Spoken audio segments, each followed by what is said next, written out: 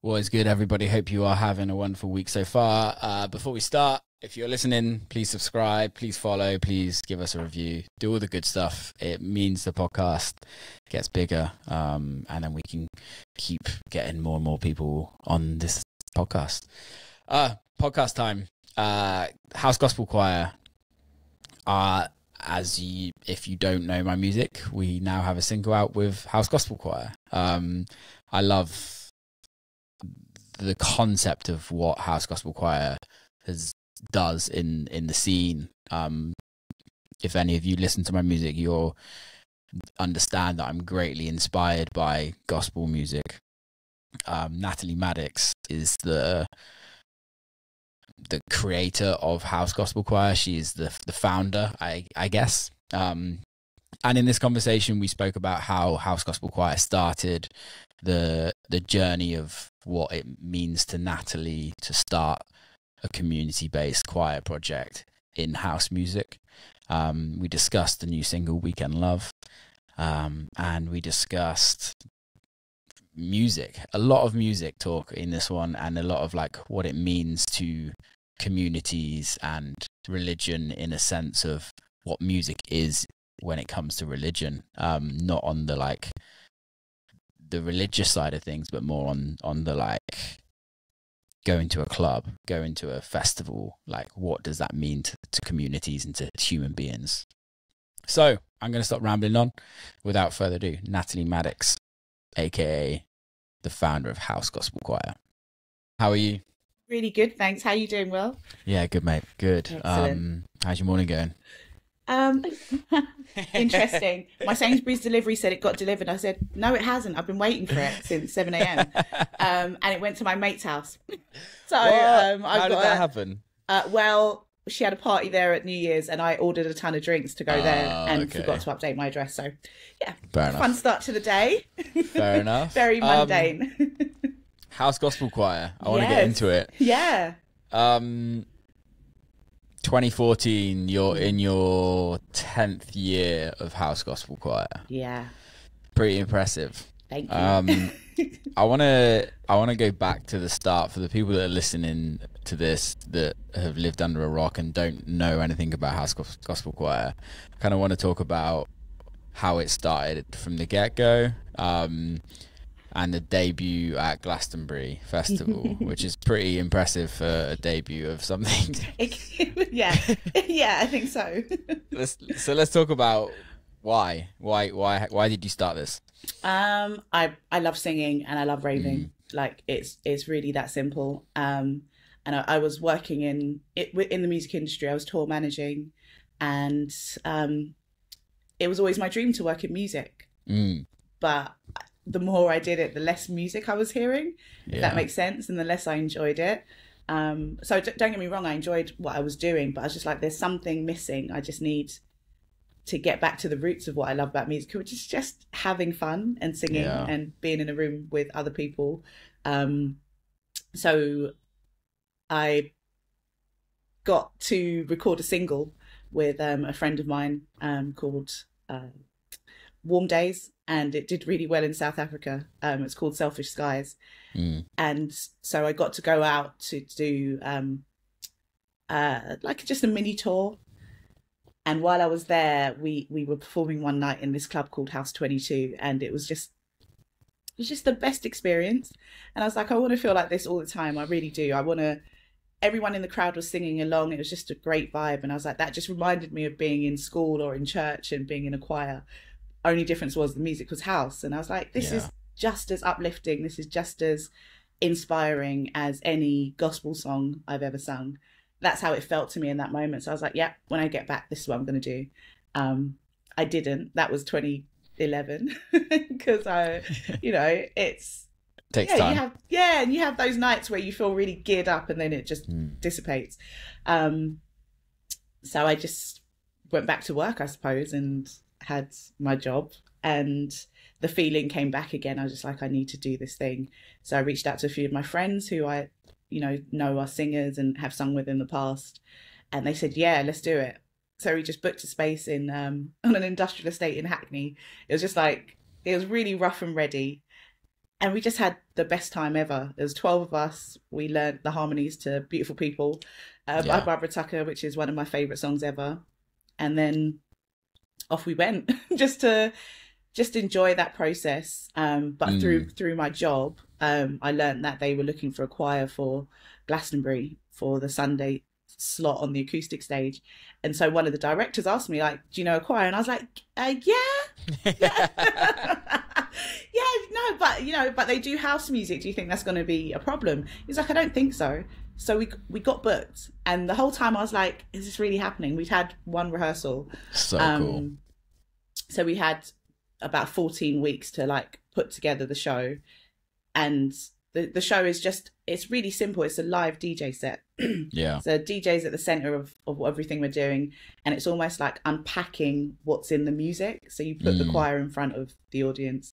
We have our keys player, we have a horn section, we have percussion sometimes, and it's just a really, really good time. So that first gig, it was actually our second gig. We had a test gig at the Ace Hotel. They used to have a club in the basement called Miranda. I love that hotel. Right? And the club was always like, you just find these little crazy nights where you just have a great time. So we did that, and it sold out, and it was just, I was like, right, we're on the right track. Let me just keep going. And I've kept going. Essentially, that's the start of it. So it's just mates having a really good time. It always seems like that. I think we started talking during COVID at some point, because we were trying to get in the studio, and then COVID happened, and it just never happened. It didn't happen. But that's the thing for me, is like what you guys have done. It just always seems like community vibes and just like fun, and that's what in my mind, that's what this is about. Like this is what house music is about. Did you grow up going to church? Yeah.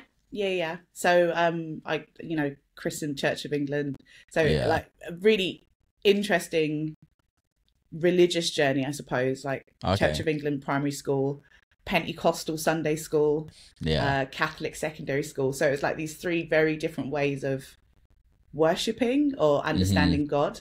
And I'll be honest, by the time I got to about 13, I was a bit confused. I was like, keep pulling out the same Bible, it's the same book, right? But everyone's got a different way of interpreting the bylaws and how we're supposed to act as Christians. And I was just like, it's a bit confusing. So it does, and my brain was young, and it just happened to happen at the same time as I started raving.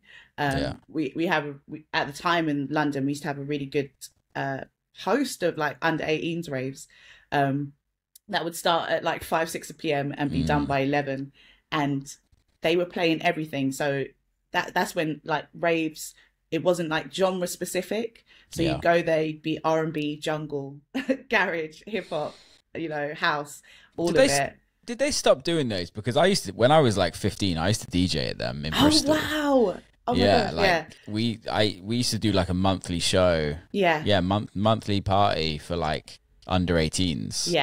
And like it was always hilarious. Like they were always, it's because it's just like we're all just a bunch of kids trying to work out life, right? Exactly. When I never forget, like you could literally guarantee what would happen every time you'd play a certain genre of music. It was like you'd play like drum and bass and everyone go mental, play some like trance and everyone go mental, then you play some hip hop and there's definitely going to be a fight in the crowd. 100%. No, London was more like, I think jungle threw people like a bit. Really? Yeah, but it was I think because I don't know who even used to put on these events, but they just felt super safe as well. My mum would not let me go anywhere where she thought something was going to kick off. There was a few times things happened and you'd be like, this is weird, but nothing was ever allowed to happen inside the rave. So big up to those promoters, because it was as I got older actually that things started to go a bit weird. Like I was a massive garage fan, and you'd be out and like just nightclub nights were getting shut down left, right, and center, and you'd just be. Garage got dark. It did. Early noughties. Like it got really dark in London. It did, and I think that's why I kind of migrated to house more. Yeah, because I think it split, and you could have gone into like funky, and which was still kind of garagey. Why do you think it went dark? I don't know. I think it's like anything when people are drinking and you know, things happen like that. Yeah. There's always fights at events where people have had too many. And I wasn't really involved in promoting events, so I can't really say. But in London, we had a thing called, well, no, it was UK wide. We had a thing called the 696 form, where if a DJ had played at a night that had been shut down, they were basically on this list of potential. Yeah, because the police kind of tried to make it like the bad crowd were following particular DJs or particular sounds. So it essentially criminalized garage. So even if it was the safest event ever, if the DJ had been on a lineup at a thing that had been shut down or something had happened at a previous one, this one was at risk of being shut down. So I didn't know that. Yeah, so it kind of criminalized the whole scene, and for maybe a few people that are just being idiots, like anywhere else. And it's a real shame, you know. But it was our age group. It was largely a black crowd. So it's par for the course living in, like, we have a very messed up society still. So I think successive like generations have had their youth music, like whatever the young people are into, has been criminalized to a certain 100%. Extent. And at that time, I think they did a real number on garage. And that's not to say there weren't troublemakers within the scene, but they're in every single party. 100%. You know, 100%. So I think the thing that I noticed the most in garage at the time was like it just got extremely violent. In that I didn't see in raves personally, and that's my point. So it's like you're saying the scene is this, and this is what, and you listen to the music, it's like the most fun, happy, sped up. That like, makes no sense. When you listen to it now, it's like what people were fighting to Sweet Like Chocolate Boy. Get out of here! No, they weren't. Like it wasn't even like it wasn't at the time as well. It wasn't even MC driven in the way that they tried to like make it out to be. But yeah, I think that the truth is it was never as violent as they tried to make it out to be. That's my personal opinion. But once it got tarred that way, that was just what it was, and it was seen as like, I don't know, Fight Club music. It's like very sad. But I think also like did the garage scene then like slowly turn into like the grime scene, and like it kind of like, because it feels like they had like. They were kind of at the same time. It was kind of coming around. I'm no music historian, but I think all of these things were happening simultaneously. And if you like, just as a root, Jamaican sound system culture is there. So the MCs kind of, they became more hosts in the garage space and in the house space. And the MCs still needed somewhere to go. So they started rapping over, you know, garage bass tracks, and then eventually started making their own with whatever equipment they had access to. So it might not have been as sophisticated as the things that, you know, older DJs and producers were using. So I think like there's just ways it happened, but to my knowledge, a lot of it was happening at the same time, because there were garage MCs were inspiring younger MCs that ended up doing grime, you know. Totally. Especially in London, it was huge. It still is so big. It's such a big culture, the grime scene, or in the UK now as well. It's like, it's amazing what it's done, because it doesn't really leave England, if I'm honest. It doesn't really like it. Grime is slowly moving to America and like other places, but I think because it's such a British genre, like just people can't understand what they're saying half the time.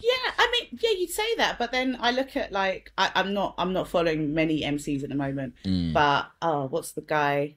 How can I be homophobic?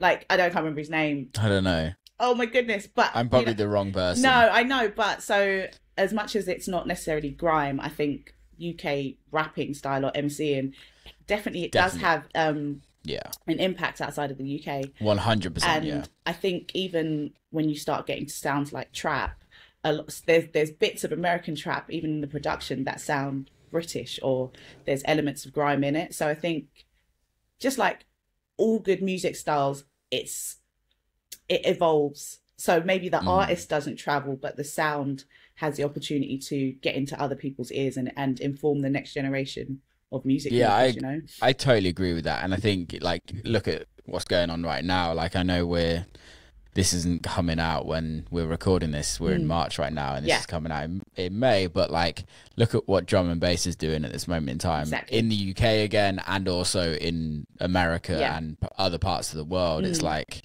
and there is a lot of grime influence in that as well now. Like the new genre, or the new drum and bass that's kind of kicking around, and it is really interesting. It's really interesting to see like the likes of Drake, what he's doing with, like, he always like references British rap and British grime. And British culture. And he's obviously one of the biggest artists in the world. And the really funny thing is now the amount of house music that's being sampled in hip hop with like the Kanyes, the Drakes, the Jay-Z's, and the Beyoncé's, and all of this, and it's amazing. It's an amazing to see the culture. Just part of the same lineage, you know. And once a musician or an artist or a producer gets a hold of that as an idea, your track should and can have disco, house, techno, you know, hip hop. You have to make it good still, but we're influenced by all of that. That's why so much of the early house had gospel choirs in it, or why it was like gospel vocalists singing those tunes. So I think you're still informed by, when it's your turn to start making music, you're going to be informed by what you've heard previously, what you've been part of. And I think you can draw a line almost. It might split off in different directions, but you can draw a line from like gospel music and, you know, spirituals to blues to rock and roll to R&B, hip hop, disco, where techno splits off and hip hop does its thing. It's the most amazing thing, you know, to be part of. And I think that's one of the things I love about music, because our sets and the songs we choose to do are essentially that, you know. We do gospel versions of house tunes and put harmonies and choir where there was none, and gospel version of house tunes and house versions of gospel tunes. Because that's what we largely were listening to, and that then our vocalists are really inspired by R&B, so they're like soulful singers. So the way things are expressed then become something else again, and that is the joy of making music in community and creating, you know, a sound or a scene, is that everyone has an impact on it. It's not just one person's vision. I agree. But yeah, how important is community to you? It's everything.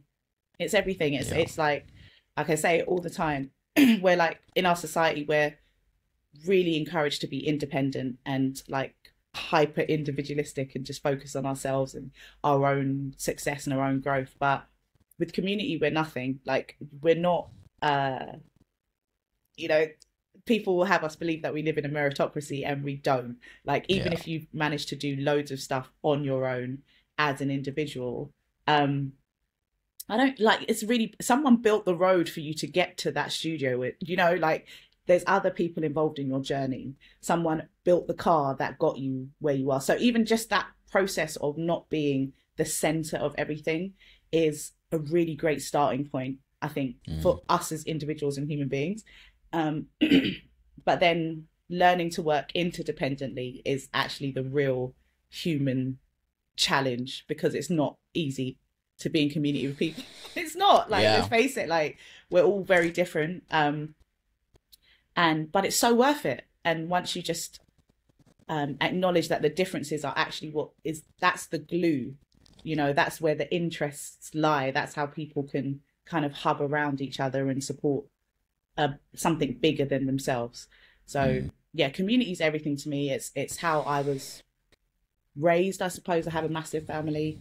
And in terms of like dance music, like I'm Jamaican, so my parents are Jamaican, so like nothing worked unless someone brought the speaker and someone else brought the turntable and someone else had a mic, you know. Like, sound system culture is everyone coming together to make one thing happen, and everyone in that room is equally as important. Like, you can't overlook the person that cooked the food. No, you know, not like, at all. they're as important. That's the most important person, right? For my listen, in my family too. But yeah, you can't overlook. You know, the person that takes the coats at the door. It's all part of the experience. There's no club night. There's no experience without acknowledging the community. And I think Yeah. Yeah, and I think I'd like to get your thoughts on this, because I have this theory, and I'm pretty sure there is actual theories about it, because I think what you're talking about community in a sense of it's a group of people that all bring something different to the party to kind of make the party the party. And I'm not just using I'm using the party as an analogy, as like that's just life, right? Yes. Yeah. I think without going too political and too deep on it all, I think what the issue is that our communities are too big, and we expect everyone to kind of be part of the same community, whereas we're all tribal, right? We're all from tribal backgrounds, back like before cars, before anything. There was only like small villages of people, 120 people, and they all had their own job to do in that community. And I think that's the thing that I struggle with the most now, is that it just feels like there's so much expectation of everybody else, and for me it's like, well, hang on a minute, like make it way smaller, make your community around you way smaller, and it's just the healthy then, because everyone's going for the same goal and everyone's trying to do the same thing with help each other out. But I think the minute you kind of broaden that and expect everyone to think how you do or things like that, it just gets really unhealthy. Yeah. I equally, I don't think that's fully representative of community. I don't think you have to have. I think actually people shouldn't be thinking the way you do. I don't think everyone has to be the same. I think we just have to share a goal and a common interest in making sure that goal is achieved. And use the analogy of a party. I use the analogy of a choir. Like, it's really simple. This is a song that we're aiming to sing, and it needs to be sung in 3-part harmony. So there's these 3 sections. So you need to get in tune with your fellow choir members, but then also you need to turn up and be on point and make sure you've warmed up and you've slept, and so there's still a massive requirement for you to show up whole, or as whole as close to whole as possible, to then feed in to make something bigger. And the song or the goal, the outcome, it doesn't belong to anyone. It belongs to the people experiencing it. So again, like in every step of that, you're decentering yourself. Not that yourself isn't important. Yourself is important at the very first step. So turn up as authentically and, open to achieving the goal as possible, and go for it. But I think maybe community gets sidelined for cliques and like little gangs, or like cool kids. Like, community actually isn't cool. Community's cool because coolness is like you're doing your thing. That's what's actually the coolest thing in the world. But when someone says, I'm cool, come around me, guys, like, that's the least cool thing I could possibly think of. I'm looking at the person like, you're not cool, bro. Just chill. Like, so I think I agree with you about certain scenes and cliques getting too big. And there's like, I studied anthropology, so there's like I can't remember what the actual number is. There is a number that community or small groups shouldn't exceed for the benefit, like to keep the group together. I think it can't be more than 150 people or something. I'll find the exact number. I'm Googling it now. Please, because it becomes about... Yeah, it's 150. 150, yeah. So it's about interpersonal relationships as well, and how... I don't like something simple like gossip, right? Like, our gossip is only useful because we both know the same person we're gossiping about. So as much as like it's rude to gossip, I'm not telling anyone to gossip. I'm saying outside, when you get bigger than 150, it's harder to maintain those interpersonal connections. So, but your community doesn't have to be huge. There's about 300 people in the choir, but that includes online. So there's people we've never met in person. Oh wow! And there's 300 people. Yeah. So there's people that sing with us online, and there's people in Europe and in the States. We had a couple of members in Australia. I don't know how they were doing the time difference, but they'd log on at the right time. That's so cool. Yeah, and we started doing it in lockdown. But for that reason, it was just like, who else likes to sing house music? Let's just try and stay a bit sane through all of this. Yeah. So we were doing it, and I basically got rid of my bed in my flat and turned my flat into a studio, and got loads of lateral flow tests from my mate. And yeah, we just got on with it. And I've continued doing it because there's loads of people that still can't get to our sessions in London, or are never going to be able to be part of the choir in that real way, but they can experience the messages and the community from a distance. So, but I do think it's the purpose, isn't it? I feel like it's the meaning, it's the having the purpose and turning up to something, and the routine of just having that in your life. It just helps people don't realize how helpful that is in their lives. It really is so important. So when you say practice, how often are you guys coming together as the full choir? So the performing choir, every year I train about 30 or 40 vocalists to perform as part of House Gospel Choir, because the show's tough. It's like 90 minutes, an hour to 90 minutes of singing and jumping around, and it's vocals first. People look at our show and think, oh yeah, they're just jumping around having a good time. No. The training is important. We work out. We have a choreographer. So we do that. So there's a smaller group that I'm practicing with at different points throughout the year for events, festivals, touring. And then we have our open session, which is called Assembly, where anybody can come. Literally buy a ticket, the bar's open. Even if you haven't sung since primary school, like you can literally come. You can come and learn the harmonies to a song, and you just meet people, like just not. And it happens on a Monday as well. It's like right at the start of the week at our base in Rich Mix in Shoreditch. And we've been rehearsing there for about 9 years. So we've managed to build, that trust and that community in that space. So, but before that, it was every Monday, and every 16 weeks, I'd let new people come. But again, like understanding how groups work, it's really hard to get to know 3 cohorts of people every year. It was tough. And I think at one point we had like 100 members, and I knew about 10 people in the room, and I was like, oh, okay, this is too much. Yeah, because I also I'm an artist. Like this is something I do as one avenue, one outlet.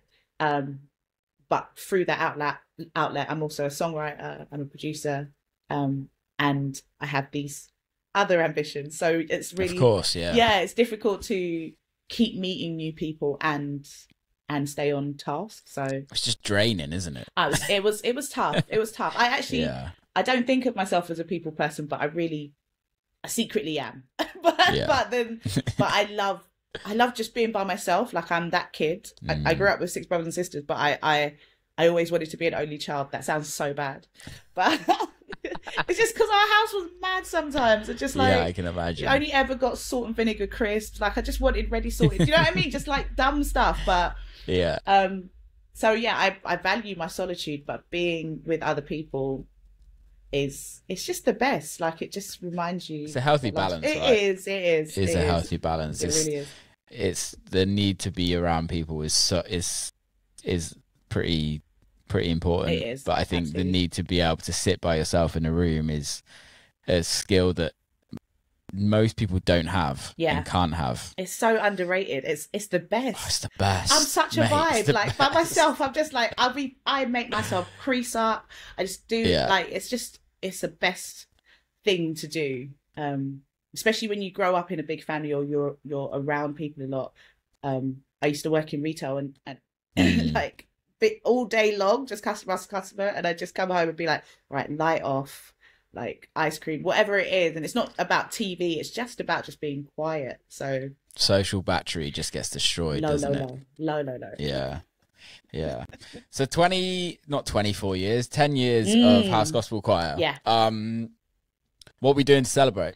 Gonna have a party. We're gonna of course, definitely gonna but I like because our birthday's always single digit. We have proper like kid parties.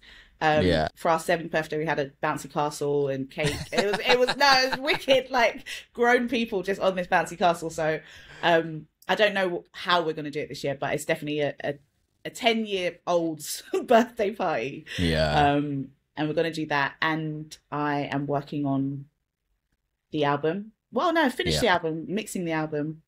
So hopefully that will be out No, I'm not hopefully. It's coming out this summer.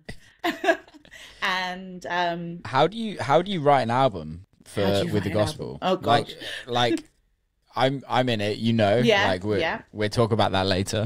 But how do you guys as a gospel choir write an album? I started off trying to do group writing sessions, right? So I was just like, as a songwriter, I used to work by myself, and it was hard. Like, you can't have 7 people writing one song. It's a mess. I know the credits say that, but that's because songs go through stages and they might end up in someone else's hands for a bit. But I've never seen a session work with 7 people in it. but through that, exactly, through even the attempt of that, and it was still fun, and there were people that you more connect with in that. One of those people within the choir that I just found I had a great rapport with is a wonderful singer-songwriter called Lizzie, and she's a vocal arranger as well, and we just immediately clicked, and I've spent about 3-4 years, goodness me, writing together and doing writing sessions for other artists, and in 2021 we started working on new music for House Gospel Choir. So it was just the 2 of us really as writers, and then we travel around and work with different producers, and because the team is so varied, if we're going to record something, we can send a song to Harrison, our musical director, or our choir director Daniel, and they'll do a vocal arrangement and do a guide for us. So it works really well, and because we have these regular sessions, we can sing a song in the session and is this gonna work? Is this a vibe? And if the choir look uninterested, we're like, okay, let's this isn't the one. That's not the one. That's not the one. So yeah, it must be tough because you've obviously, you guys have to write the records, but you also have to please everybody else to a certain extent. Everybody has to be in it. Yeah. They have to want to sing it. You need the team's buy-in. And are you doing, for the album, are you doing all originals, or is there covers, or how does that work? There's 3 covers on this album. On our first album, I think it was Bad Ballad. I can't remember right now, but we released our first album on Island during a pandemic in 2020, which was difficult. Came out of that deal. Required in 2020. And that was a great experience. Got to work with a lot of my dream producers, Todd Terry, DJ Spen, Todd Litty. Wow. I know it was the best experience ever. So got to do some covers and originals in that. But we've been writing original music for that whole period. So this time it was about doing more of that. So I think there's 3 covers on the new album. And even those are really considered. They come out of our set. They're songs that we do, have been doing for years. And during lockdown, we made these videos, like trying to, they were called required videos, like not remixed, required. So required, I can't remember how to say it. And we were really fortunate because everyone was in lockdown. So when we were asking the original singers or lead vocalists to be involved, they were saying yes. So I was like, Crystal Waters came and did Gypsy Woman with us. Barbara Tucker did Beautiful People. Wow. And then we managed to get Beverly Knight to sing Optimistic with us, which is a massive Sounds of Blackness record from the 90s. And that it did really well. Like, people were sharing it a lot, and we got so much good feedback. So so there's a few covers, including Optimistic with Beverly Knight. So we finally got to record it together. It's a beautiful version. It's really love that. Proud of it. Yeah, I can imagine. How does one start working with Nile Rodgers? That's such a bad question. How does one start working with Nile Rodgers?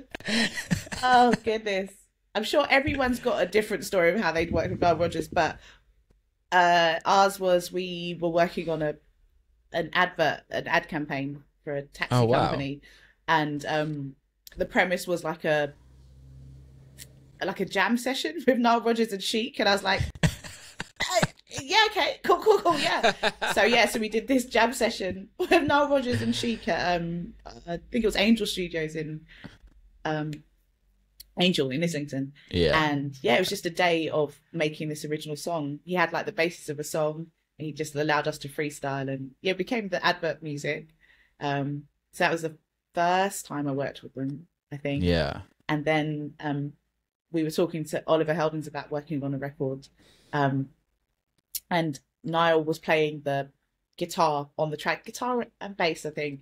So yeah, it became a three-way feature with Oliver Heldens, Nile Rodgers. It's crazy. I know, like I just like, what? How? What are we doing? But that's the life. Life is beautiful like that. Just like things go places you would never imagine. Well, I think it's just also, it's like, in credit to when credit's due with what you guys are doing, it's like people want to work with quality artists, and I think there's so many good artists out there. Yeah, so many. But there's also like there's nobody else really doing what you guys are doing that I'm aware of. Yeah, and there's so many great singers and so many great songwriters. But again, there's nobody doing the choir thing quite how you guys are doing it. And I think especially in house music, when so much influence, for me anyway, I can only speak for myself, but so much influence in my music comes from gospel and like the old classic house records. And there's just nobody else doing it like you guys. Thank you. I think it's weird, like at least I love that you know that like gospel and house goes together, like, and gospel house as a genre exists. Obviously we're not gospel house choir, we are house gospel choir, so people get confused sometimes. They're like, this is not very Christian of you, and I'm like, babes, we're here for the betterment of society, but we're ravers, right? Like, so but we're never gonna sing you a terrible message, so get with it. But yeah, I think that there are gospel house exists. There are amazing gospel house artists. The truth is, running a choir is hard. Maintaining a choir is hard. So I think I get why more people don't do it, but there are some and there are more choirs doing gospel songs. House gospel songs. House songs. House songs. And a few of them have even started covering original house gospel choir songs, which it's like amazing. It's such a massive compliment, because when you're in a choir as a kid, you just get that. Remember the hymn book? I don't know what it was called, like Songs of Praise book, whatever. But every choir around the country would be singing the same songs, you know. And you go to a church here or a church there, and you can expect the same music. So as a you know, like, not the same as a rave, obviously, but you know what to expect. But I think there's a real fracturing. Everyone wants to write their own songs, and all these churches have their own music in a way, or their own style of music. So that there's not even these big hymns anymore. And I say big hymns, like everyone that went to school in the UK knows Colours of Day, or If I Had a Hammer, or I say everyone. If you went to an Anglican school, or even a Catholic school, these songs were ubiquitous with our childhood, you know. So why am I talking about hymns? It's because it's my special subject. I love primary school assembly. Sorry, I've got off topic. But hymns are special. Hymns are special. I generally think hymns are like really special, and like, I'm not religious, but I love what religion is about in the core sense. And the core sense to me is like community. It goes back to what we were talking at the beginning, is like, what is a church? A church is exactly the same as a nightclub, apart from it's on a Sunday morning. Exactly. It's literally exactly the same. It's like everybody there is to, not everybody, I can't speak for everybody, but like generally, everybody generally is there to escape everyday life and be part of a community that has a bigger message. And it's that feeling of what you get from that. And singing a hymn is no different to being in the stadium and singing along to your favorite band, or being in the middle of a warehouse singing along to your favorite record to your DJ, to the DJs. It's literally exactly the same. You get it. But to do it as a project and be an artist doing that is tough, but it's so worth it. It's taken me everywhere, you know. but you're It's important. 100% spot on. And I've been trying to tell people that for 10 years, and the people that get it, and the people that don't probably haven't experienced it yet. That's all. Yeah, I get the question all the time because a lot of my music is like gospel, has a lot of gospel in. And I think I get the questions like, are you religious or something like that? And I don't get me wrong, I get some interesting DMs from people that are like, wow, like your music's so religious and it's like helped me, blah blah blah. Great, but like the crux of it is not religion at all. It's just about the feeling. Yeah, let's be clear. Religion is the act of doing something in order repeatedly, right? So you could go to the football on Sunday religiously. You could be, you could study music production religiously.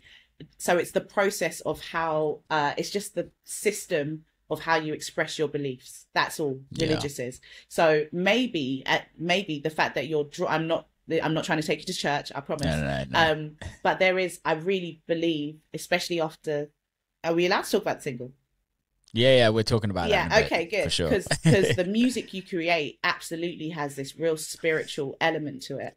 And I think even the way, I believe the song's about a romantic relationship to some degree. Yeah. Even the way that's expressed, it feels very spiritual. So I completely understand why someone would listen to your music and be like, yeah, this guy gets it. And I think for me, that's the conversation we need to be having more, because there is a spiritual life. And there is, and I don't think it's the same as religion. There's just this most people, if you ask them, they might be high or drunk or messed up like in that moment, but everyone ponders, God, or the universe, or their crystals, or their burning sage. Like everyone has their thing, right? Because we fundamentally understand that by ourselves, we're not fully capable of just like running this life alone, because it's hard. And who would want to do that alone? It's not possible. So I think maybe what people are responding to in your music is either, I'm not saying you've got it all figured out, but there's a yearning there. There is an understanding of a spiritual life, in my estimation. And I don't think that makes you religious, because you might not do it again in the same way. But yeah, it's definitely there, Will. Like your tunes do that. Cheers, mate. 100%. 100%. I guess that's the goal, right? The goal for me, I don't know about you guys when you write music, but the goal for me is to, like, it sounds really depressing, and it's really not. But especially with like the music that I'm releasing in the future this year, etc., it's to like provoke an emotion of actual emotions. Like I want to make people cry. Like when I'm going into the studio, I'm like, how can I make people cry? And not make people cry in a sad way, not make people cry in a happy way, but it's just that give that feeling, give that emotion of like that. I feel like a lot of music's just lacking that nowadays because it's so throwaway. And for me, it's like, how can we create those moments? Not just people listening to it, but during the process of making it, during the process of recording it. Like, how can we all like bring a community together of people, of creatives that can then have memories about making this music for the foreseeable, and always talk about that. You're doing it. Like, well, it's getting there. Yeah. I mean, the session we had was that, like, everybody. It was so fun. It was so much fun. And everyone was like just in such a good vibe that day. It sounds incredible. The song that you'd written and asked us to sing was already, I heard it. I got sent the demo. I was like, please, can we do this record? Please, can we do this record? Let's find a way to make it happen. So, yeah, it's one of my favorite features ever. Like, let's talk about it. Yeah, please. Is it really? Wow. No, genuinely. Really? Yeah. I got the mix back. I was like, what? And I immediately went, I got it because I like to drive and listen. So I had it in my AirPods. I was like, this is annoying. So I got in the car and drove around the block a few times and just blasted it. It was so good. I can't wait till the sun is shining and I get to like just enjoy that as it's meant to be enjoyed. So yeah, Weekend Love. Yes. Obviously, I think by the time this actual podcast comes out, I think the record is going to be out. Okay, great. So that's my excited dance. Are you using video? Are you going to use video? Yeah, video is happening. Everyone's seeing the excited dance. Sorry, yeah. So yeah, I wrote Weekend Love with myself, Marley Coa, Leo Stannard, and Mitch Jones last year, last summer, I believe, 2022. Okay. Wait, that wasn't last year. Yeah, we're 24 now, so 2023, I can't remember when it was written. Anyway, and Leo and Marley, are Georgia Meek. Did I say Georgia Meek? She's on this session as well. And yeah, for me, it was just like, let's make this like gang vocal gospel-y vibe, but like, let's make it really throwaway and like about a weekend love. Like, we've all been in that situation where we've met somebody, fell in love over the weekend and never seen them again. So that kind of happened. And then obviously I went and reproduced the record and everything like that. And Mitch was in on that as well, and had this really amazing vocal. But then I was like, how can we bring this back to house music, and like, how can we really make this an actual choir? Because it sounded great. Like the guys on it sounded great, really good. But we were like, how can we actually get a real choir? And we were like, of course, house gospel choir is like the most perfect people. So, and I was like, nah, like they will never do this. Like I didn't ever think you guys would do it, because like I was like, well, I'm not big enough for them. I didn't I just had all these things where we were like, we're never going to get them. And then Jason from the label, Jason Ellis from the label, like reached out to you guys and we made it happen. Yeah. That blows my mind, because like, I'm still like just in my flat in Brixton, right? Like that's who I am. So like at the core of what we do, it's just, I want to work with anyone that makes amazing music like this. So that, I don't know, it's deeply humbling to hear that, but like, I'm so grateful that Jason just asked, because the song is wicked. It's so good. Oh yeah. Yeah, it's great. And I think for me, the day was amazing. Like there's going to be videos flying around of all of us on that day and things like that. And the only part of the day that I absolutely could not stand was when you made me sing. Apart from that, I was good. Your face, you were like, right, why is she making me do this? You sound great though. You're a solid tenor. I don't know why like you wouldn't sing more. I'm not saying I'd love to sing. You need to do it, because actually your voice is great. Your voice is great. You looked so unhappy for a minute, and I was like, no. I was so unhappy.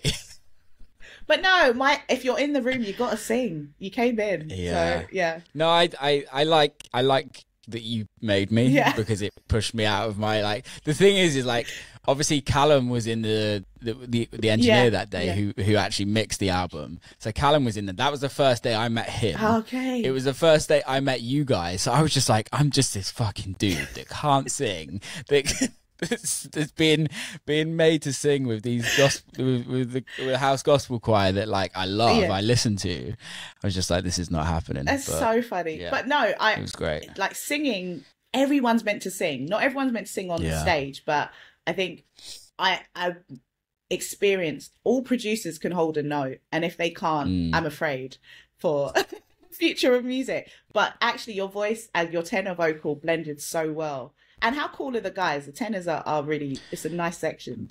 So. The guys were great.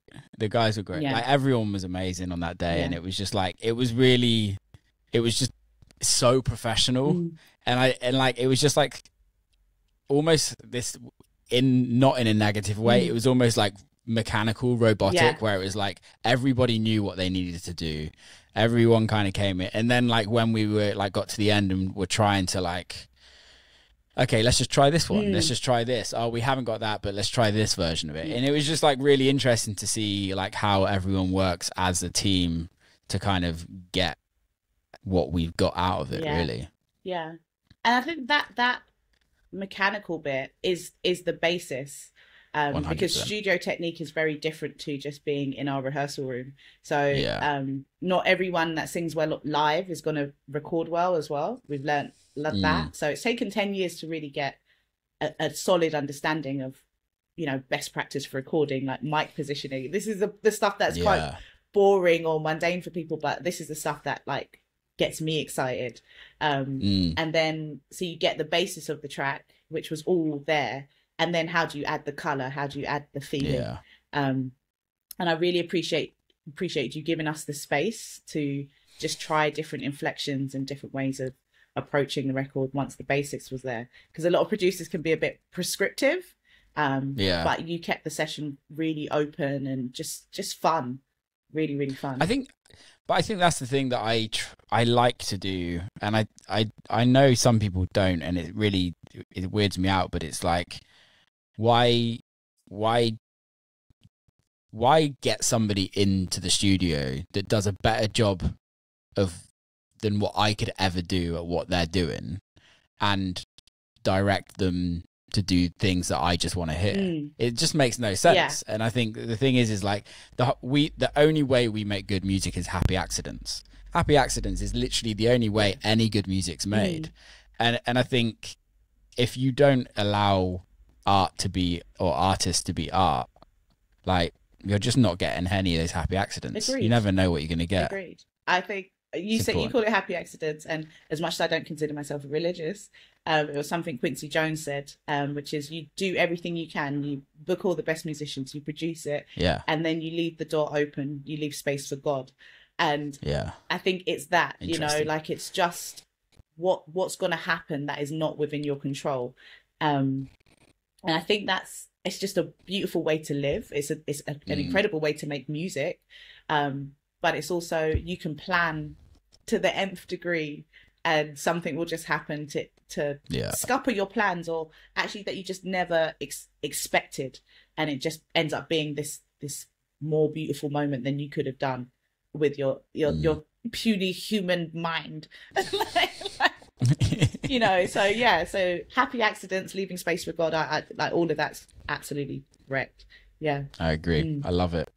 Well, Weekend Love is out now, I think. I hope. If thank you so much for having the crew on the record. It means literally the world to me, and I'm looking forward to potentially trying to get a live show in with you guys at some point, and we should definitely do something like that. That would be incredible. We're doing sick. Oh, sorry, you still doing go for it. A couple of shows this summer, and I really want to add it to the set. There's a Sunday service thing we're doing with Shaka Khan or for Shaka Khan's Meltdown. I shouldn't say with Shaka Khan. Shaka Khan is not performing with us. I don't think she is anyway. But we get to be part of her Meltdown at South Bank Centre. So we're looking at how we can add it to the set for that. And I think I'm going to have like 40-piece choir. It's going to be sick. It's going to be sick. So we need to get you there. Well, please let me know. Yeah, of course. Because like, I will be there. Yeah. Even if I'm not in it, I will be there. But we're going to be blasting it all summer. It's going to be in the set. Cool. Across all our festivals and everything. So yeah, it's such a good tune, man. I'm so grateful. Mate, thank you for having me involved, having us involved. No, it means the world. It means the world. Let's wrap this up, because I've got another one in 10 minutes. Oh, wow. Okay, sorry. No, it's fine. Thank you so much for coming on. How can people get involved with the House Gospel Choir? How can people follow you? How can people kind of do all of the good stuff? At House Gospel Choir. Follow us on all the platforms. Follow us on your social medias and your streaming services. New music coming soon. If you'd like to sing with us, we do an open event called Assembly. There'll be one in the summer, I think maybe June or July. So look out for the new dates for that, and just come and sing. It's really fun. It's just good for your soul. That's it. Love that. Thank you so much, mate. I will catch you soon. Cheers, Will. Take care. Peace. Bye. And that's a wrap. Big love to Nat for coming on. Love that episode. Go check out the single. Go follow them. They are absolutely amazing. Till next time, people, give us a share, give us a like, give us a subscribe, give us a review. See you next time. Keep safe.